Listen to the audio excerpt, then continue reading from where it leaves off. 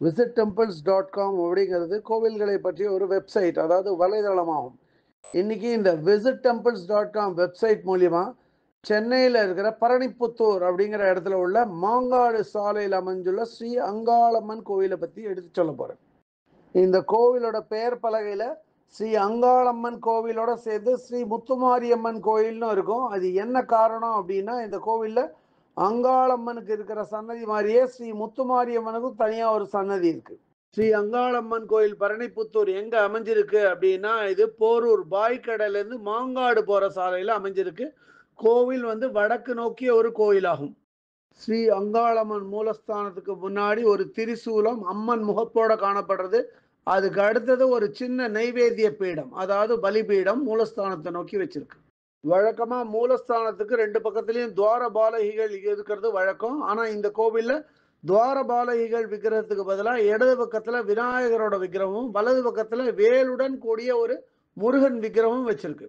ஸ்ரீ அங்காளம்மனோட வடக்கு நோக்கிய மூலஸ்தானத்துல அவங்க அமர்ந்த கோலத்துல காணப்படுறாங்க. அம்பாளை பார்க்கறதுக்கு மிகவும் தெய்வீகமாகவும் அதே நேரத்தில் கம்பீரமாகவும் இருக்காங்க. அங்காளம்மனுக்கு இங்க 4 திருக்கரங்கள் உண்டு.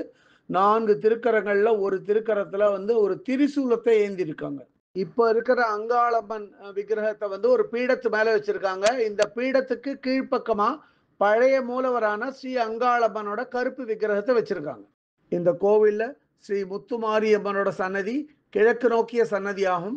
முத்துமாரியம்மன் சன்னதிக்கு போறதுக்கு முன்னாடியே இடது பக்கத்துல கிழக்கு நோக்கிய ஸ்ரீ வீர ஆஞ்சநேயர் நின்ற கோலத்துல கையில கதையோட காணப்படுறாரு.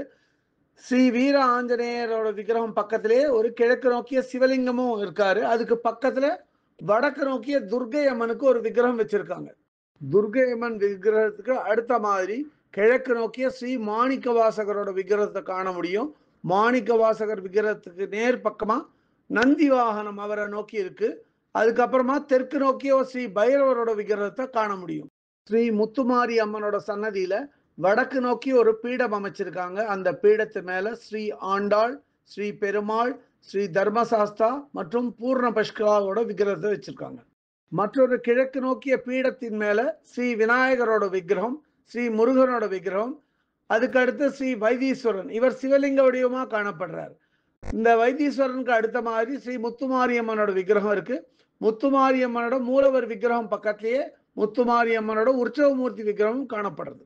இங்க சிவலிங்க வடிவமா காணப்படும் ஸ்ரீ வைத்தீஸ்வரனை நோக்கி மேற்கு நோக்கிய ஒரு நந்தி வாகனத்தை அமைச்சிருக்காங்க. அது மாதிரி முத்துமாரியம்மன் விக்கிரகம் பக்கத்திலேயே ஒரு திரிசூலம், அந்த திரிசூலத்திலையும் அம்மனோட முகப்பை பார்க்க முடியும். ஸ்ரீ அங்காளம்மன் சன்னதி மற்றும் ஸ்ரீ முத்துமாரியம்மன் சன்னதி இதுக்கு இடைப்பட்ட இடத்துல கிழக்கு நோக்கிய ஒரு பாம்பு புற்று இருக்கு கோவிலுக்குள்ளேயே. இந்த கோவில் வளாகத்துல காணப்படும் இந்த பாம்பு புற்று மிகவும் மங்களகரமாகவும் தெய்வீகமாகவும் நம்பப்படுறது. இந்த பாம்பு புற்றுல மஞ்சள் மற்றும் குங்குமத்தை எல்லா இடத்துலையும் பார்க்க முடியுது. இன்றளவும் இந்த பாம்பு புற்றுல ஒரு உயிருள்ள நாகம் குடிகொண்டிருக்கிறத பல பக்தர்களும் பார்த்து நம்மளுக்கு சொல்றாங்க. இப்ப சொன்ன இந்த பாம்பு புற்றுக்கு கீழ்ப்பக்கமா நாகதேவதைகள் மற்றும் திரிசூலம் ஒன்று கிழக்கு நோக்கி அமைச்சிருக்காங்க.